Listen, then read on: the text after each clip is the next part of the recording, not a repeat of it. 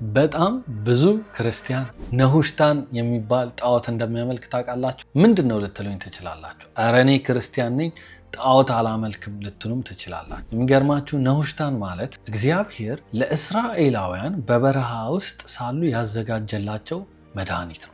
ትዝ ይላችሁ እንደሆነ ከግብፅ ምድር ከወጡ በኋላ እግዚአብሔር መናን ሰጣቸው። እግዚአብሔር በመንገድ ላይ ይመራቸው ነበር። ጠላቶቻቸውን አስሸነፈላቸው። በኋላ ግን ቆይተው ተሰለቻሉ እና ተስፋ ቆረጡ። ምንድን ነው በረሃ ውስጥ ጥለህን ልንሞት ነው እንዴ?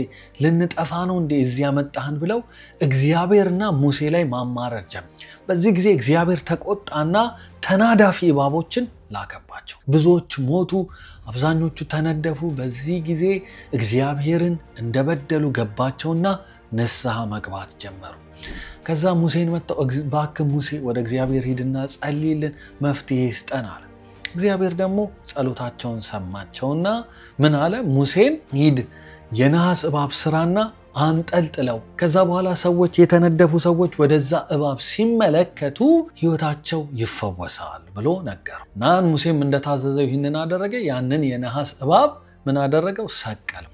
ከሰቀለው በኋላ ሰዎች ተረፉ ማለት። ይሄ ታሪክ እንዲሁ እንዳለ መጽሐፍ ቅዱስ ስለዚህ የነሐስ እባብ ምንም ነገር አይልም አንቲል ሕዝቅያስ የሚባል ንጉሥ እስኪመጣ ድረስ ማለት። ይሄ ንጉሥ ሙሴ ከሞተ ከ700 ወይም ከ800 ዓመት በኋላ የነበረ ንጉሥ ነው ሕዝቅያስ። እና ምን ይላል? እስራኤላውያን ለካ ይሄንን ነሁሽታን የተባለውን የነሐስ እባብ አላጠፉትም ነበር እና ከመቆየቱ የተነሳ እንደውም በኋላ እስራኤላውያን ለዚህ ለነሐስ እባብ ዕጣን ያጥኑ አምልኮ ያደርጉ ነበር ማለት ነው። ሕዝቅያስ ግን እግዚአብሔርን የሚወድ እግዚአብሔርን የሚፈራ ንጉሥ ስለነበረ ይሄንን ጣዖት የሆነ ነገር አቃጠለው ይለናል። ምን ልላችሁ ነው?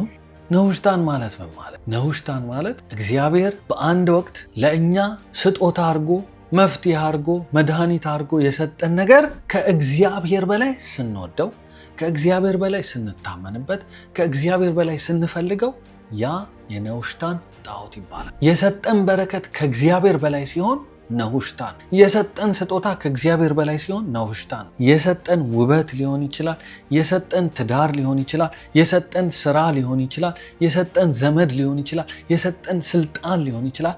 ከእግዚአብሔር በላይ የሰጠንን ነገር ስናከብር፣ የሰጠንን ነገር ስንታመንበት ነሁሽታን ነው። መልካም ነገር እኮ ነው። እግዚአብሔር ኦሪጂናሊ ሲሰጠን እኮ መልካም ነው። ግን ያ መልካም ነገር እግዚአብሔርን እንዳናይ ግርዶሽ ከሆነብን፣ የምንታመነው በዛ መልካም ነገር እግዚአብሔር በሰጠን መልካም ነገር ከሆነ ነሁሽታን። ሰጪው ከስጦታው ይበልጣል። አዳኙ ከጤናው ይበልጣል። ባራኪው ከበረከት ይበልጣል። እግዚአብሔር ነው ዋናችን። እግዚአብሔር ነው ሊፈለግ ሊወደድ አይናችን ሊጣልበት የተገባ። ሳናስበው ነሁሽታን የሆነብን ነገር አለ በሕይወታችን። እግዚአብሔርን ያስረሳን በረከት አለ በሕይወታችን። እግዚአብሔር ዛሬ በኢየሱስ ክርስቶስ ስም ያቃጥለው።